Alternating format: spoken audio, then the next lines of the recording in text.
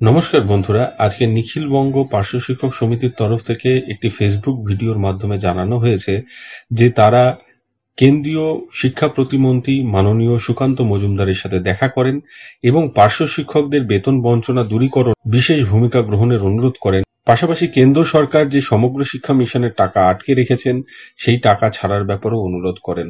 এই ভিডিওতে তিনি রাজ্য সরকারের, পশ্চিমবঙ্গ সরকারের যে সংগঠন, সেই সংগঠনের কাছে, পার্শ্ব শিক্ষকদের সংগঠনের কাছে আবেদন করেছেন, রাজ্য সরকারের কাছে, তাদের বন্ধু সরকারের কাছে আবেদন অনুরোধের মাধ্যমে পার্শ্ব শিক্ষকদের এই বেতন বঞ্চনা দূর করার বিষয়ে উদ্যোগী ভূমিকা নিতে এবং সেই কাজে সমগ্র পার্শ্ব শিক্ষকদের যেভাবে তারা চাইবেন পাশে পাবেন। গত 1 মার্চ যে ফাইলটি মুভমেন্ট হওয়ার কথা ছিল, ভোট চলে আসায় তার বিশেষ কিছু অগ্রগতি হয়নি, কিন্তু আগামী জুলাই মাসের মধ্যে অন্তত পার্শ্ব শিক্ষকদের বেতন বৃদ্ধির বিষয়টিকে সুনিশ্চিত করার অনুরোধ এবং দাবি তিনি রেখেছেন।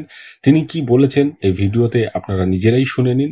নিখিলবঙ্গ পার্শ্ব শিক্ষক সমিতির পক্ষ থেকে সমস্ত রাজ্যের পার্শ্ব শিক্ষক শিক্ষিকার কাছে আমাদের আবেদন যে আমরা আমাদের দুঃখের কথা, জ্বালা যন্ত্রণার কথা আজকে আমাদের কেন্দ্রীয় প্রতিমন্ত্রী মাননীয় ডক্টর সুকান্ত মজুমদারের বালুরঘাট অফিসে আমরা তার ডেপুটেশন দিলাম।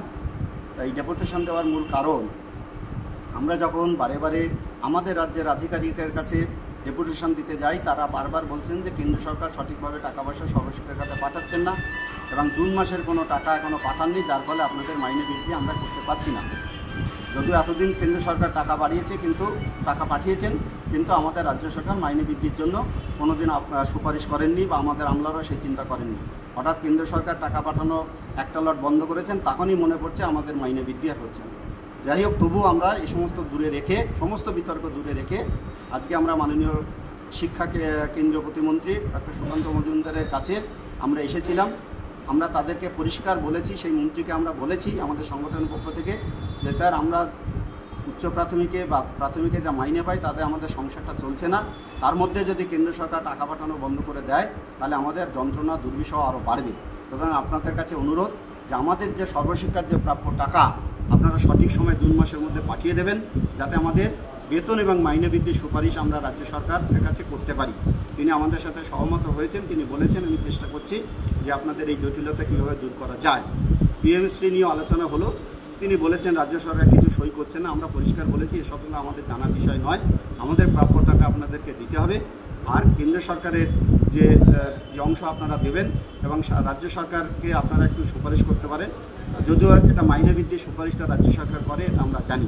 সুতরাং আমি কেন্দ্র সরকারের কাছে যা যা বলার আমরা সেই সংগঠনের পক্ষ থেকে এটা বলেছি এবং তিনি অনেক বেশি সহমত পোষণ করেছেন। সমবেত সময়টা যে আমরা আলোচনা করেছি তাতে সহমত পোষণ করেছেন।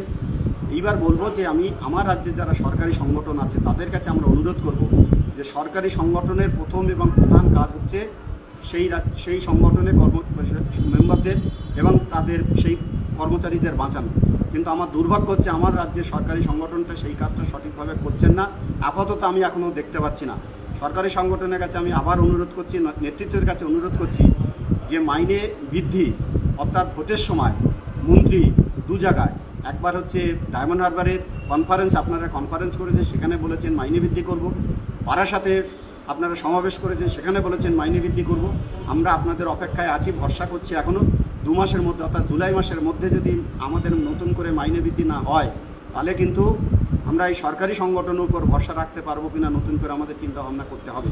আমি আবার আবেদন করব সরকারি সংগঠনের যে কাজ, শুধু সংবর্ধনা দেওয়া নয়, পার্শ্ব শিক্ষকদের মাইনে বৃদ্ধিও একটা বড় কাজ, সেই কাজটা আপনারা পালন করবেন। আর 2 মাসের মধ্যে আমি আবার বলছি, যদি মাইনে বৃদ্ধি না হয় তাহলে আমরা নতুন করে সমস্ত সংগঠনকে একসাথে আমাদের বসতে হবে।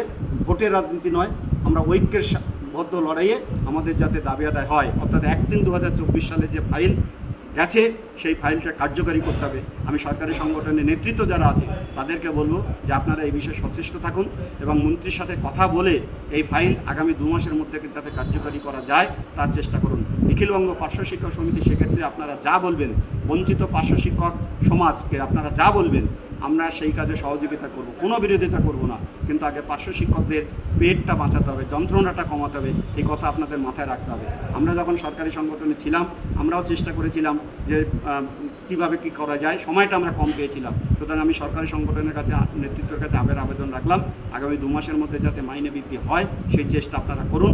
সেখানে আমাদের যা সহযোগিতা করার দরকার বলবেন, আমরা সেখানে সহযোগিতা করতে রাজি আছি। প্রয়োজন হলে আপনারা যদি বলেন চলুন একসাথে মন্ত্রীর সাথে কথা বলতে রাজি আছি। যেখানে যখন বলবেন আমরা আমাদের সংগঠনের পক্ষ থেকে আপনাদের সাথে সহযোগিতা করতে প্রস্তুত আছি। কিন্তু 2 মাসের মধ্যে যদি মাইনে বৃদ্ধি না হয় তাহলে কিন্তু বৃহত্তর লড়াইয়ের জন্য তৈরি থাকতে হবে, তার জন্য দায়ী থাকবেন আপনারা। নমস্কার, ধন্যবাদ। আজকে এই পর্যন্ত। সকলে ভালো থাকবেন, সুস্থ থাকবেন। ধন্যবাদ।